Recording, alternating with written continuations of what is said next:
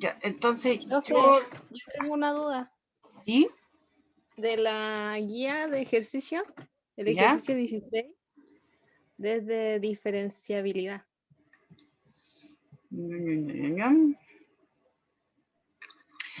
Ya, 16 me dijiste. Ya, entonces voy a compartir pantalla, pero tengo que buscar el otro archivo primero. Ah, perdón, primero tengo que abrir el chat.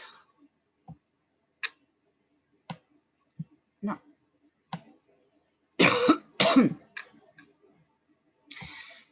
Ya, y ahora lo único es que acá no tengo la guía. Entonces vamos a buscarla rapidito. Ah, no, eso es. Guía esa. Ya, lo que pasa es que yo quería retomar hoy día con un ejercicio de derivada direccional.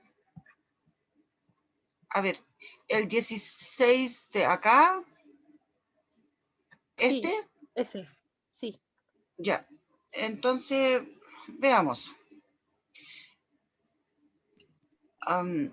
Ya, lo único es que ahora este lápiz está un poco fino.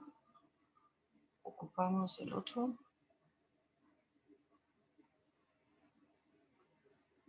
No escribe. Ya, ese está mejor.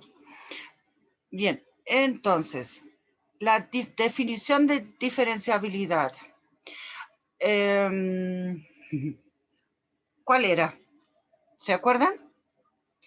Diferenciabilidad tenía que ver con que el plano tangente sea una buena aproximación a la curva. Entonces, necesitamos analizar, bueno, en este caso, esto es una función acá, f es una función de R2 en R, ¿ya? O sea, aquí para la aproximación, lo que tenemos que considerar solamente va a ser el valor absoluto. Entonces, tenemos acá el límite, o sea, el valor absoluto. La aproximación va a ser el f, a ver, ¿no? F en xy menos f en el punto, en el punto 1, 2. Esto debe ser, ojalá, igual a lo que es, entonces, el gradiente producto punto con el vector en este caso. Ahora, el tema es que aquí lo pongo al tiro con el signo menos porque para que eso sea, después quiero que eso sea igual a 0. Ya, entonces aquí va el... ¿no? El gradiente en el punto 1, 2. ¿No? Producto punto, aquí el punto bien grueso, con el vector que va a ser el xy, a ver, ping, menos el 1, 2. ¿No? 1, 2. Eso. Entonces, este valor absoluto, acá la idea es que este tiene que tender a 0. ¿Ya? Entonces, el límite cuando x y tiende a... como que no me toma muy bien aquí el asunto. Ya, este límite debe ser, o sea, acá igual a 0, entonces eso es lo que tenemos por demostrar. Por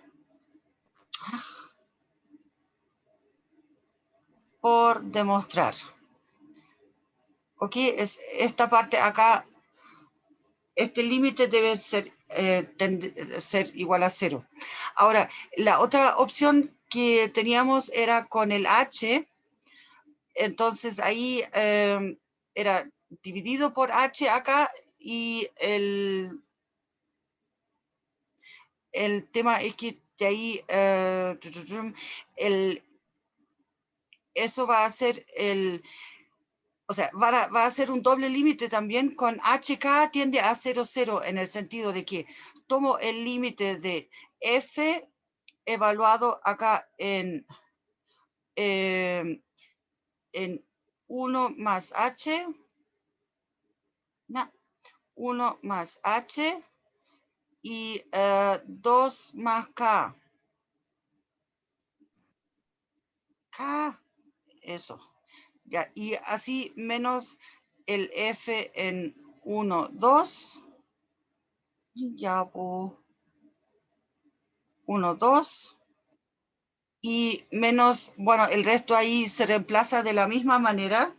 El X, el XY menos el 1, 2, entonces correspondería al H como acá solamente. O sea, ya si quieren lo anotamos, el gradiente en el 1, 2, producto punto con el HK, ¿no?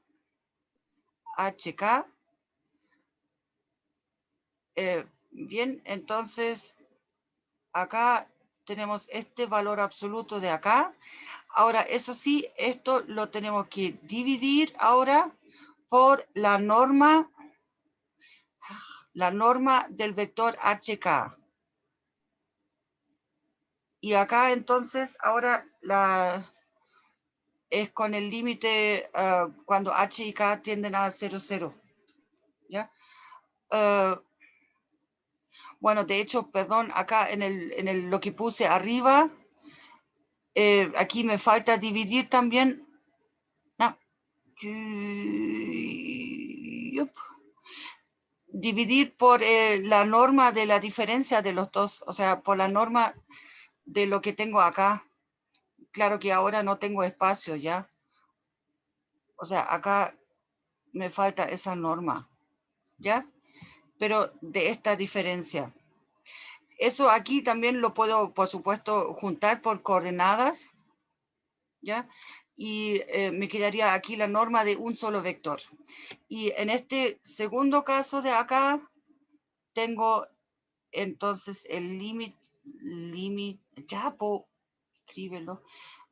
No sé por qué esa cosa no funciona muy bien ahora. HK.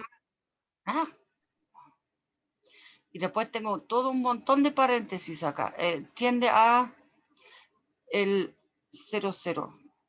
¿Ya? Eso. Ahora, de ahí es cosa de reemplazar y jugar un poco con... Lo que pasa es que como aquí tenemos un punto explícito y conocemos el valor de la función en el punto, esto de acá es un número, esto de acá va a ser la expresión todavía, pero aquí solamente tenemos el valor absoluto, acá en el denominador tenemos la norma, entonces ahí el tema es que, digamos, pero nos queda con la raíz solamente, o sea, con la definición de la norma. Y después hay que simplificar la expresión algebraica. Esto de acá, este producto punto de acá, también, o sea, primero hay que calcular las derivadas parciales aquí y después evaluarlas en el punto. Entonces ahí obtenemos un vector que son dos números. Y este vector que tiene los dos números en sus coordenadas, lo multiplicamos con el producto punto con el vector HK. ¿Ya? O sea, aquí este resultado de ese producto punto aquí también es un número real solamente. Ya, lo único es que ahora igual no tenemos tanto tiempo como para hacerlo completo ahora, pero con esa indicación, ¿creen que podrán sacarlo? Ahí pueden escoger el camino que quieran. Sí, ¿Ya? sí, profe. Entiendo. Por último, también, si después tienen el desarrollo ya hecho o algo avanzado, entonces me lo pueden sacar la foto, mandármelo y yo les respondo ahí por el Messenger, ¿ok? Para decirle ya van bien o en tal y tal parte hay un problema. Les pongo mi nombre completo de nuevo para que me puedan escribir un mensaje por el Messenger. Ahí está en el chat. ¿Ok? Bien, es que de hecho yo quería empezar con un ejercicio de derivada direccional, pero aquí en esa guía yo así como al sobrevuelo encontré uno nomás, entonces decidí, bueno, ya hoy día vamos a ocupar otro apunte. De hecho, quiero usar el Stuart acá. Y ahí está. Falta solamente que se abre ahí. Entonces, acá tenemos la derivada direccional.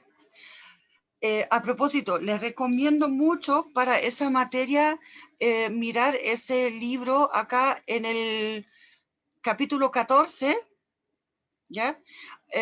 Porque ahí están los temas de los límites, están los gráficos. De hecho, al principio hay una parte muy buena donde ponen distintos tipos de superficies después y bien graficados, no como yo lo hago cuando lo intento en el papel. O sea, eso, ups, perdón, me corrí para abajo. De tres, no, bueno, aquí está la definición con el límite ya, pero en la práctica lo que vamos a hacer es utilizar esa definición acá para la derivada direccional. Ahora, ya, esta definición. Entonces, acá, acuérdense,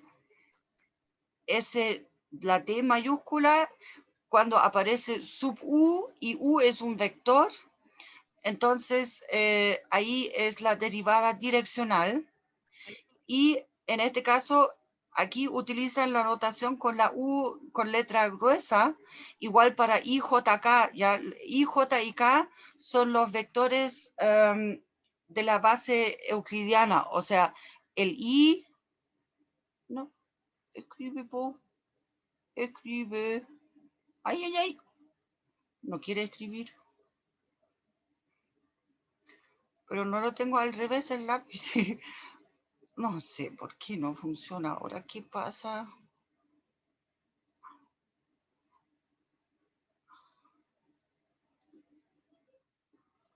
Ay, no. No, no, no. No me digan. Oh. A ver, voy a cerrar el otro archivo, el de la guía.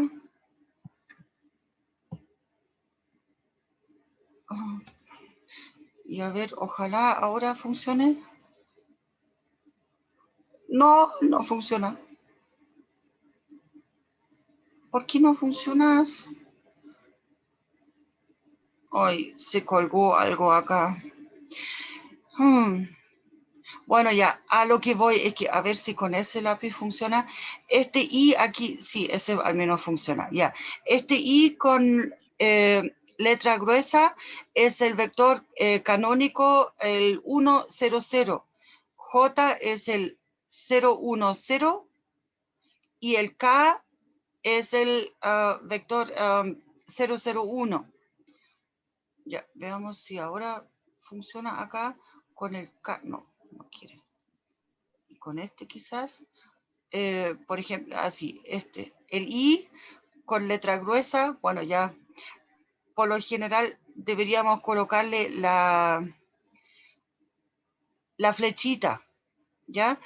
Cuando utilizamos un lápiz normal. Entonces, vamos a ver si puedo ahora con esto escribir.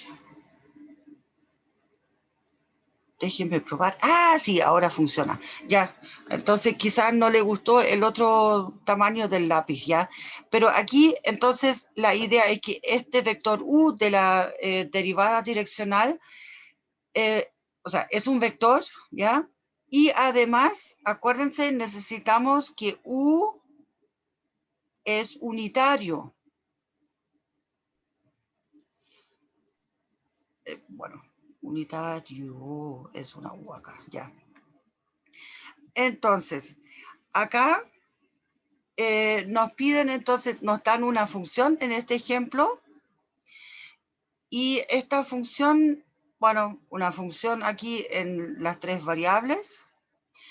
Entonces, bueno, primero determina el gradiente y después la derivada direccional de f en el punto acá, en el 1, 3, 0, y en la dirección, en esta dirección. Aquí ocuparon la B corta ya, pero el tema es que, bueno, calcular el gradiente aquí no es difícil. Calculamos la derivada parcial de eso respecto a x, respecto a y respecto a z. Aquí están. Pero para calcular la derivada, y después lo evaluamos en el punto, ¿ya? Y luego el tema es que ese vector aquí no es unitario. Entonces, lo primero que tenemos que hacer acá es calcular su norma. Acá, la norma de B, ¿no?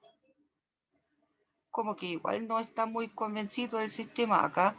Es entonces igual a la raíz cuadrada de 1 al cuadrado más el 2 al cuadrado más el menos 1, 1, ponte, 1, ay, ugh. No, ahora ya está en paro de nuevo. A ver. Intentemos con ese grosor. Menos 1, no, igual no quiere. ¡Ay! Como me carga eso cuando las cosas no funcionan. Bueno, ya aquí va un menos 1 al cuadrado y ahí se termina la raíz. ¿Qué pasó ahora? Quédate acá. Ya. Menos 1. ¿Ah?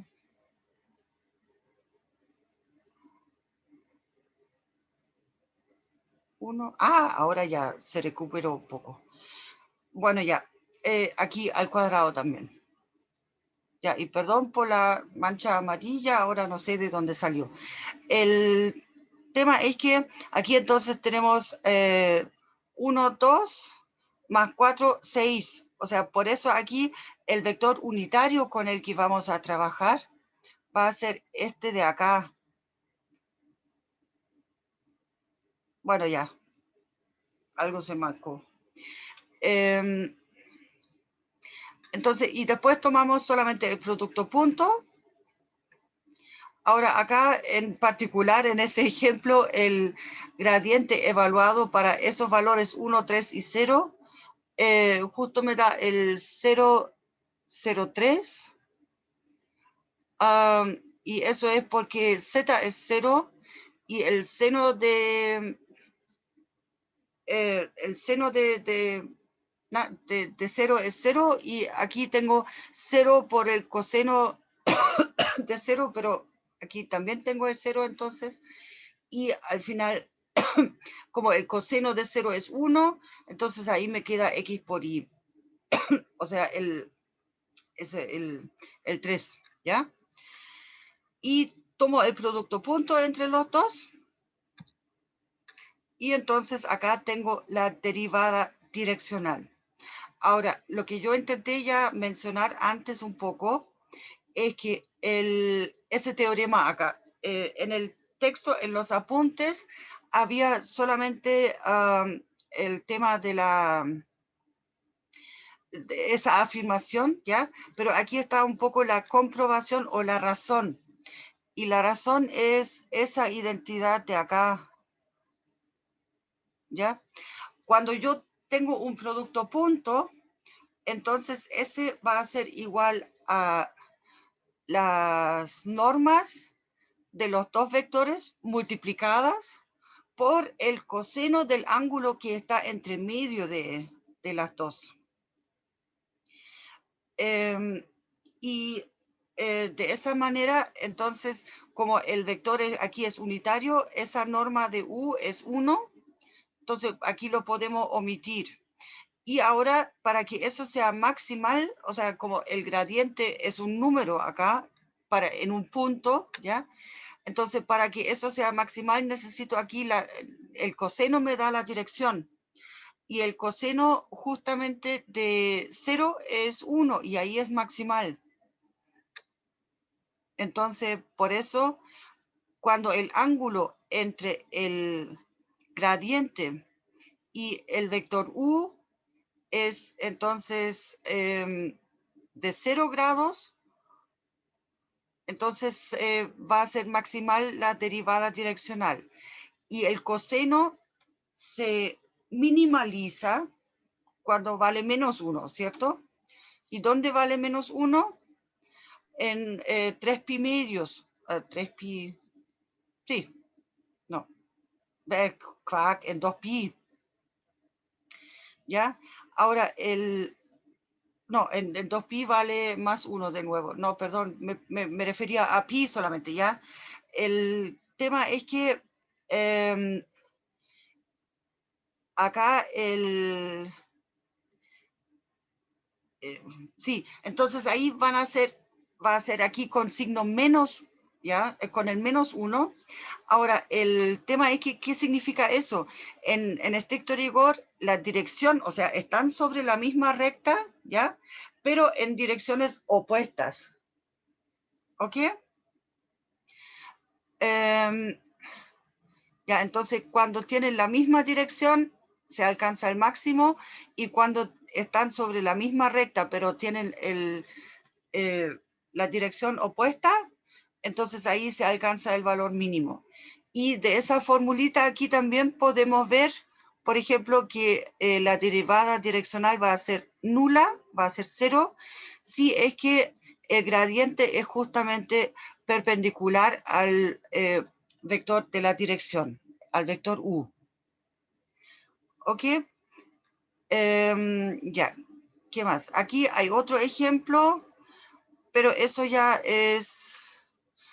Acá, bueno, hicieron la pregunta para la dirección máxima, y, o sea, donde la derivada direccional es maximal y donde es minimal, pero eso, de ahí utilizamos solamente el hecho de que va a ser en la dirección, o sea, va a ser maximal en el sentido cuando el coseno vale 1, o sea, el ángulo es 0, y aquí determinaron el valor también, el exacto, ¿ya? Y el punto acá, U es la razón, ya, aquí nos pidieron en el punto 2,0. Ya, por eso este acá es el punto, ¿ya? Aquí hicieron un gráfico en el sentido acá con las curvas de nivel, ¿ya? Y aquí podemos ver un gráfico en 3 dimensiones de la misma función que pusieron como ejemplo. Pero aquí cada línea acá de las líneas curvas indican un nivel para la función. ¿Ok? Por eso les dije, ese texto es bastante bueno en el sentido de como para aquí complementar la parte gráfica. ¿Ya? Por eso les recomiendo realmente tomen el Stuart capítulo 14 y ahí van a ver al menos en parte los ejemplos que vamos a necesitar y para poder imaginarse mejor también cómo están las situaciones y eso. Pero ahora no tenemos tanto tiempo como para leer todo, digamos, aquí en conjunto, pero porque preferí guiarme principalmente por el texto que dejó el coordinador, ¿ya? Pero bueno, entonces vamos acá, vamos a esta página. Sí, es que ya, po.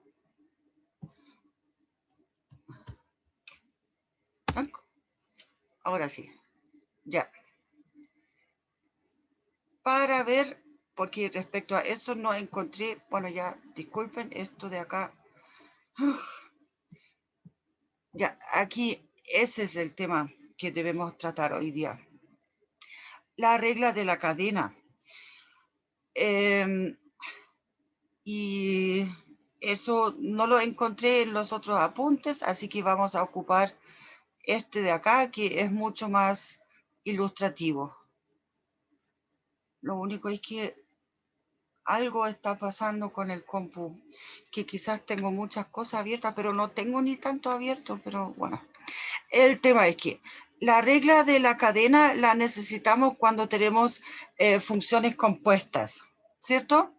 En el caso de una variable, entonces bajo esa constelación acá, simplemente es la derivada de, entre comillas, lo de afuera por la derivada de lo de adentro, entre comillas, ¿ya? Ahora, aquí ellos están analizando la regla de la cadena para los distintos casos primero, aunque después todos los casos funcionan de manera análoga, o sea, igual, ¿ya? Entonces, acá primero tomamos una función solamente en dos variables y ahora cada variable es una función de nuevo, pero el primer ejemplo más simple, cada una de esas funciones depende de solamente una variable, ¿ya? Entonces acá, en este caso, la derivada parcial de la función en total respecto a t, entonces la última variable, ¿ya? Va a ser simplemente la suma de esas dos, de f respecto a x, o sea, primero tomo la derivada parcial respecto a la primera variable y después derivo lo de adentro, la primera variable, respecto a t. Y más después la derivada de la función respecto a la segunda derivada, variable, el y, y después derivo lo que está adentro, la variable, respecto a t también, acá, ¿ya? Entonces, eso en general va a ser la idea fundamental acá para la regla de la cadena en el caso de las funciones en varias variables. Ahora, aquí pusieron un poco una comprobación. Aquí hay un ejemplo y respecto a ese ejemplo quiero dejarles un comentario. Bueno, el tema es que, bueno, ya pusieron acá, determine la derivada parcial cuando, o sea, la derivada cuando t vale 0. Ahora, observen acá una cosa, ¿por qué pusieron acá ese de z a de t y con las t normales, usuales? Eso es porque al tener esa constelación de acá, z, bueno, es una función que tiene dos variables, ya, x y y, pero ambas variables dependen solamente de una variable y de la misma.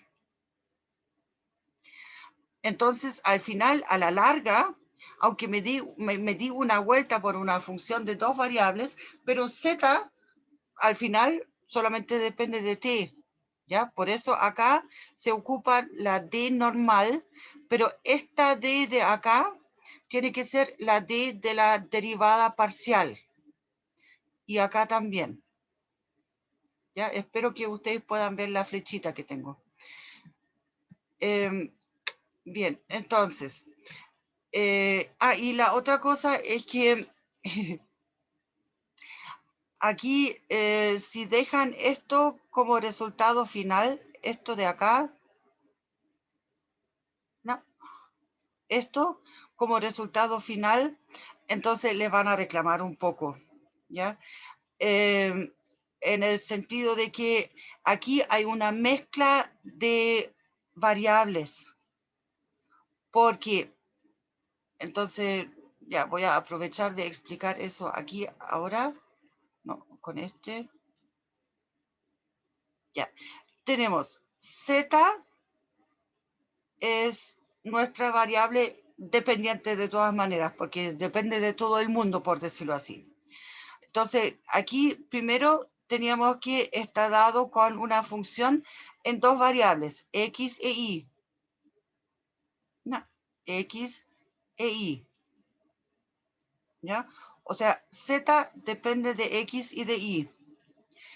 Pero ahora en esta situación acá, en la más simple, x depende de t y y no, depende de ti. ¿Ya? Bueno, esos son dos t's, ¿ya? Yo sé que se ve como una cruz, ¿ya? Pero bueno, son dos t's. Entonces, esto de acá es la variable independiente. No, independiente. En este nivel aquí están las variables, bueno, intermedias y intermedias. Y acá esta es la variable dependiente. ¿Ya? Entonces, aquí en esa parte que yo remarqué con amarillo, en esa solución de acá, están mezcladas las variables de nivel intermedio y del nivel independiente. Entonces, eso no hay que dejarlo como resultado final. Entonces, acá, en este caso, habría que reemplazar x e y en ese paréntesis y acá en este paréntesis por estas expresiones de acá. Claro que aquí en el texto ahora no lo hicieron porque se alarga mucho la expresión, ya queda un corcho bastante largo. Y por eso aquí pidieron solamente evaluar eso cuando t vale 0. Entonces, cuando t vale 0, aquí x entonces también vale 0 e y vale 1, ¿cierto? Entonces, después solamente reemplazaron esos valores. Entonces, eso hace más corto el cálculo, pero como si les piden calcular solamente la derivada parcial, o sea, la derivada de z a de t, entonces esto de acá no lo deben dejar como resultado final, ¿ya? Hay que dejar todo con las variables del nivel independiente y no con esa mezcla de variables. Bien, entonces, bueno, acá hay un ejemplo un poco más como de práctica. Aquí ahora pasamos a un caso un poco más interesante. Ahora tenemos un bueno, tenemos el z acá, la variable dependiente. Luego tenemos, a ver, z depende de x y de y. X e y. Y luego tenemos que x depende de dos variables, s y t, y y depende de dos variables, también s y t. Entonces anotamos acá s, t, ponte ahí, ya. Y acá le anotamos también st. Bien, entonces, ahora, para la derivada parcial, respecto a... Lo que pasa es que esos diagramas así, diagramas de árbol, son bastante útiles en el sentido de que para que yo sepa cómo calcular la derivada parcial para el caso respectivo. Porque si nos fijamos aquí, de z a ds ahora, eso sí ahora es una derivada parcial. Acá, ¿ya? Porque z al final sigue teniendo dos variables. Entonces, esto va a ser de z a dx, o sea, recorro este camino, ¿ya? Por el de x a ds. O sea, aquí si estoy en una rama, por decirlo así, entonces multiplico las derivadas parciales. Y después le sumo el otro camino, de z a di, ándate, eso, y después de i a ds. Esta rama aquí, también como está sobre la misma rama, lo tengo que multiplicar, y aquí cuando yo me voy a otra rama, entonces ahí va la suma. ¿Ya? O sea, esta suma acá significa que otra rama en ese árbol. Y después para la otra variable,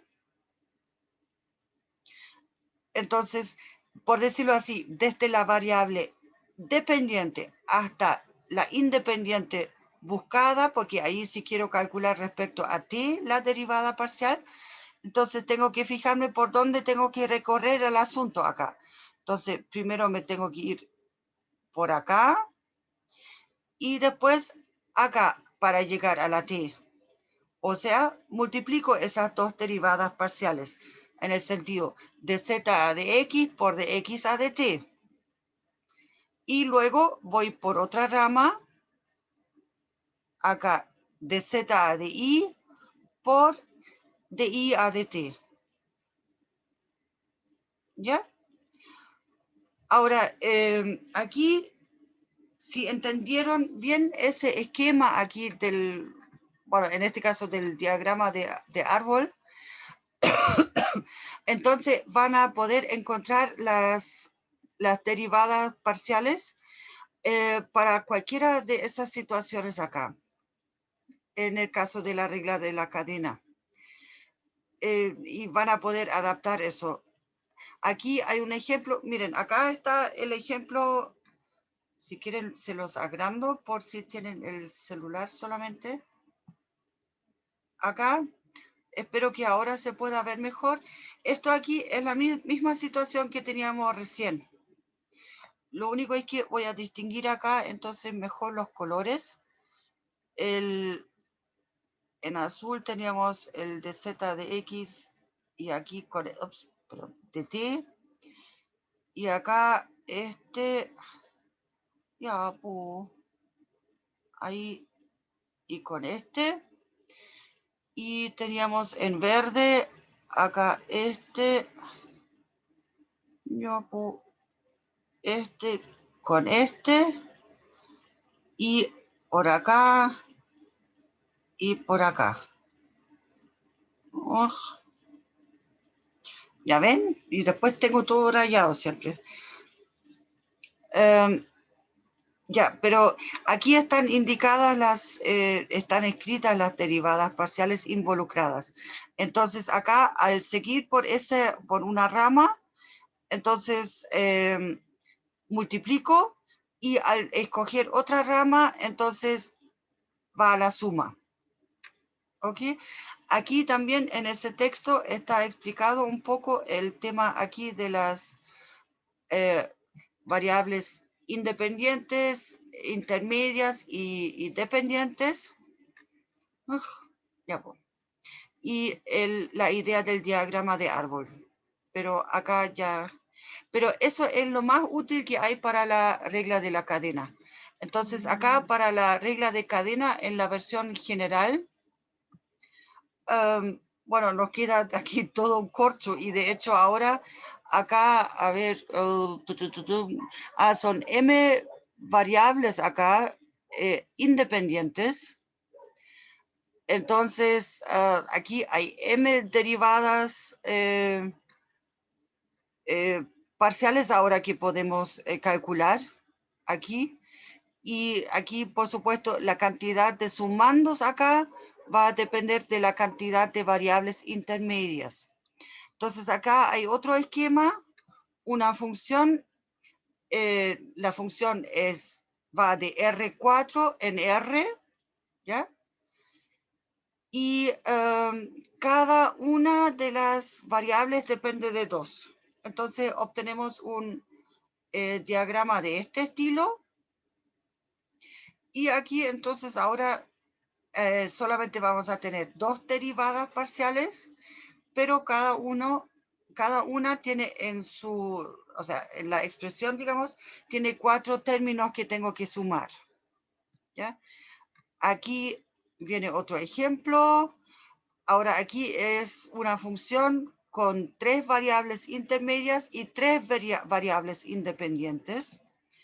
Entonces acá vamos a poder calcular 3 derivadas parciales, bueno, diferentes. Y bueno, aquí está hecho para este ejemplo. X es R por S y a la T, o sea, R, S y T son variables acá. Y aquí dado las 3 X, Y y Z con alguna función ya en R, S y T. Y bueno, nos piden calcular eso para el punto con R igual a 2, S igual a 1 y T igual a 0. Bueno, pero primero tenemos que calcular la expresión en general. Y aquí de nuevo está el tema de las variables mezcladas, ¿ya? Porque aquí eso del X al cubo, Y, esos son variables intermedias. Y acá el R, I a la T, ahí esa parte son variables independientes. Y la otra cosa, a ver, bueno, en este ejemplo no está eso. Pero si ustedes tienen, por ejemplo, ya, imaginémonos de que, bueno, ya, supongamos de que aquí X es solamente igual a Y a la T. Entonces, ¿aplica aquí igual el criterio o no? ¿Qué me dicen?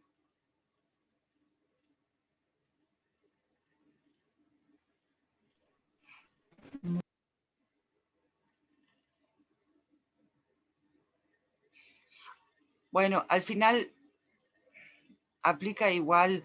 El tema es que yo puedo pensar de que aquí solamente las variables, o sea, la variable, o sea, T, digamos, está contenida en un espacio que contiene las otras 2 variables también. O sea, la recta real está contenida en R3, por decirlo de esa manera. Entonces, lo único es que, por supuesto, que de X, o sea, sí, acá, no, si X es entonces Y a la T solamente, entonces de X a, ya, a de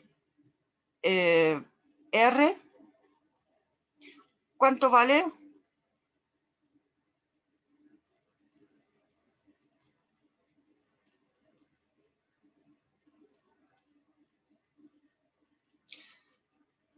Parece que se desconectaron un poco. ¿Sería 0? Eso, exactamente, 0. Muy bien.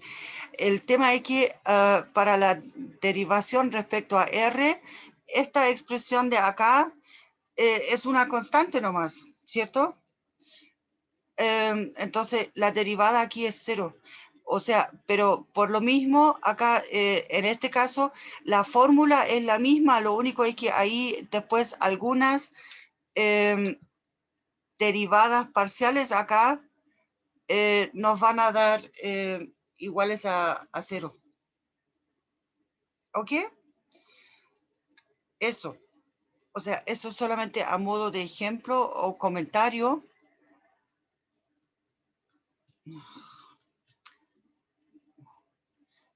No. Bien. Entonces, ya.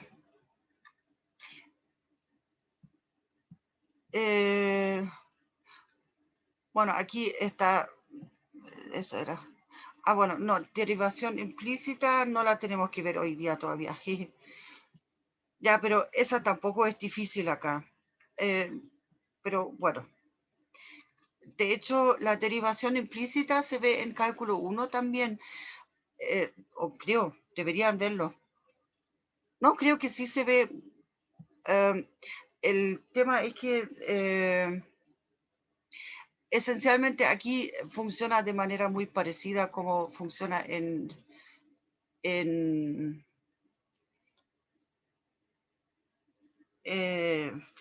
digamos después o sea, no hay tanta diferencia entre varias variables y una variable, ¿ya? Ahora, pero en general se entendió aquí el concepto de la regla cadena para funciones escalares en varias variables.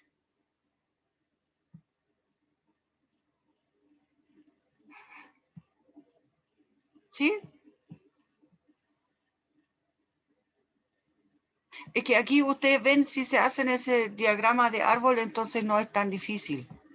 Ahora, lo que yo les quería mostrar, a ver si el compu me lo permite, ya que tenemos un poco de tiempo todavía. En ese texto, siempre al final de cada capítulo hay un montón de ejercicios y aquí ustedes pueden ver, aquí está, por ejemplo, el concepto, sí, tenemos una superficie de una función, ¿ya? Y aquí abajo ilustraron un poco un plano y la idea acá es que ese plano que es tangente aquí para cierto punto de hecho lo tomaron a esa esquina acá, ¿ya? A este punto. Entonces, que localmente ese plano sea una muy buena aproximación a la superficie. O sea, aquí si estoy cerca, entonces la superficie es como casi el plano. Y si algo así existe, entonces vamos bien. El tema es que aquí, por un tema para graficarlo, hicieron ese corte y pusieron el punto de interés en el extremo, en la esquina, pero la idea es que aquí coloquemos la superficie hacia todos los lados y para todos los lados nos tiene que servir el mismo plano para una aproximación buena, digamos, cerca del punto de interés. Entonces, ahí la función va a ser diferenciable. Ahora, solamente aquí, ya que está mencionado en esa parte, el diferencial simplemente se define como este objeto de acá, o sea, la derivada parcial y después lo multiplicamos por dx. Eso acá se ve con la otra notación en el sentido de que esencialmente, digamos, aquí se trata un poco de un abuso de la notación de Leibniz, pero la idea de eso es que esos objetos acá los vamos a necesitar después para poder integrar en varias variables.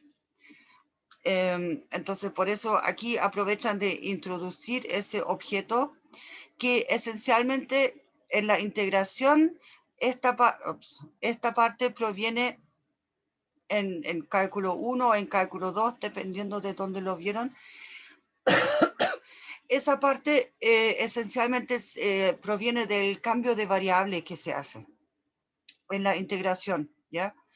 Entonces, el objeto que corresponde, en este caso, cuando tenemos una función en dos variables, sería el diferencial ahora. o el diferencial total, ¿ya? Eso. Pero eso es aquí más bien preparativo para la integración, ¿ya? Pero lo que yo les quería mostrar, aprovechar de mostrarles, es... No, córrete. Aquí había en el capítulo, lo único es que esta cosa no se mueve muy bien. Aquí hay de nuevo otros ejercicios. En ese texto llaman lo que yo llamé el lema de Schwartz, lo llaman acá de Clairaut o algo así, pero bueno. El nombre al final no nos vamos a pelear por eso. Ya, aquí hay aplicaciones en derivadas parciales. Ya, lo que yo quería mostrar, aquí las derivadas de orden superior, las distintas notaciones. Ya, pero eso lo vimos la clase pasada. Y aquí están las cosas, un poco están empezando. No, lo que... es que los distintos tipos de superficies acá. No, córrete. Es que ahora no sé en cuál parte, cuál página empieza eso. Aquí está la definición con los límites, pero eso ahora, continuidad.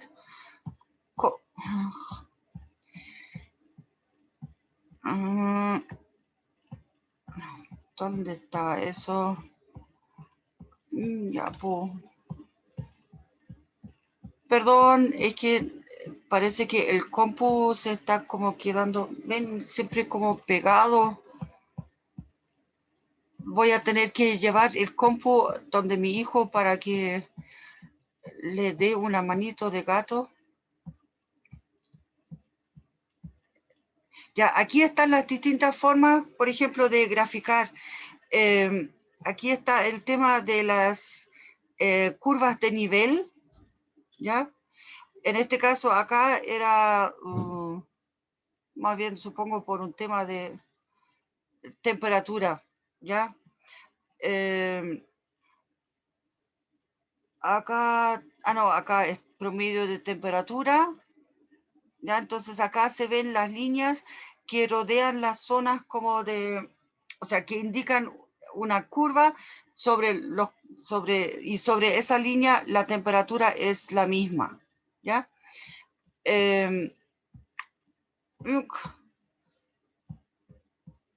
Ya, aquí, miren, acá por ejemplo, una superficie dada, por ejemplo, acá con esos números acá, pero donde Z tiene potencia 1 y acá para X e Y tengo las potencias 2.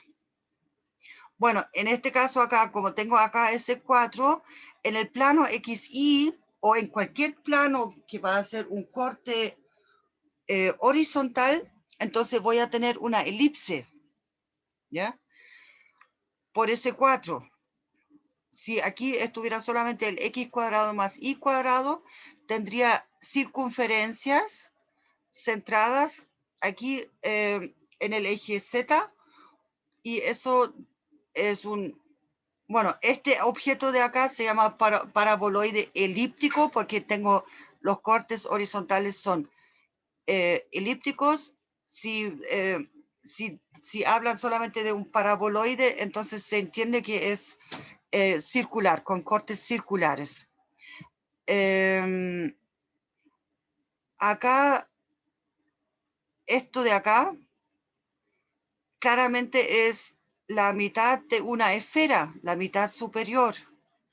Y esas funciones o sea, esos gráficos, las semiesferas van a tener gráficos de este estilo. Aquí para describir la esfera completa es acá, entonces con esa parte de acá, con el z cuadrado igual a 9 menos el x cuadrado menos y cuadrado, ¿ya? O escrito aquí de esa manera también, igual a 9. Entonces eso de acá, esa ecuación nos representa la esfera completa, ¿ya?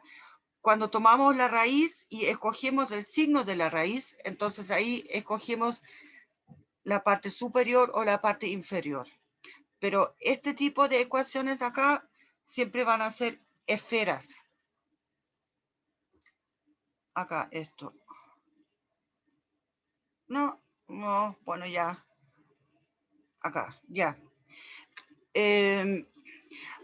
Una ecuación, una función lineal de este estilo, si se fijan, esto va a ser siempre un plano. A ver, acá está aquí. Acá tenemos una función lineal. Aquí esto igual a z, ¿ya? O sea, aquí tenemos esa parte. No. Ahora sí, ya, eso. Entonces, ecuaciones de este estilo siempre nos van a llevar a un plano con cierta ubicación. De hecho, acá, si escribimos esa con el C al otro lado, entonces acá podemos ver directamente, bueno, ya, el vector que es perpendicular al plano. Y con ese vector podríamos describir el plano también. Ahora, no sé si en ese curso van a tomarse el tiempo para las distintas formas de cómo puedo describir un plano. En sí debería ser necesario eso, pero por ahora no he mirado tanto el programa todavía. El tema es que si yo defino un plano como el conjunto de los vectores que son perpendiculares, supongamos que tengo acá un vector que es perpendicular al plano, ¿ya? Supongamos que eso es perpendicular, ¿ya? Entonces, todos los vectores que son perpendiculares a este vector van a estar dentro del plano. Y de esa manera yo puedo describir el plano. Con un punto donde cuelgo ese vector, acá este punto, la base, un punto del plano, y ahí después tomo todos los vectores que estén, que sean perpendiculares. Y ese vector acá justamente está dado por, o sea, si yo tengo la ecuación, ya pongámosle, bueno ya, AX más BI más CZ, Z igual a D, entonces ese vector acá es justo el vector A, B, C. ¿Ven? Y ahí es práctico eso, pero no sé si voy a tener tiempo para explicarle eso con más detalle, pero es súper útil para poder describir un plano ahí utilizando un vector y utilizando sus propiedades respectivas. Entonces, bueno, aquí, ese capítulo aquí sobre gráficas en general. Entonces, acá tenemos el dominio y la idea es que encima colocamos la superficie. O la otra opción que era con las curvas de nivel, que están acá explicadas, ¿ya? Entonces, acá pueden ver en este ejemplo, ay, ¿quién me tiene que llamar ahora? Bueno, pero nosotros ya estamos como prácticamente listos. Ya, córtala, po. Eso, ya.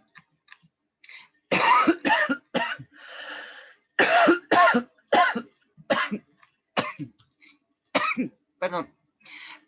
Bien, ¿dudas, consultas? ¿No? Pero ahí ustedes pueden ver aquí en ese texto, tienen una manera bastante sencilla de escribir las cosas y de, a ver, era 330 más o menos. Acá y para justamente para llegar a poder para no tener que memorizar solamente fórmulas, sino que está ilustrado todo y eso. Entonces, les recomiendo que le echen un vistazo a ese libro en el capítulo 14. ¿Ok? Y hay muchos ejercicios propuestos ahí donde pueden ya verificar después lo que, si tienen dudas, pueden consultarme y eso.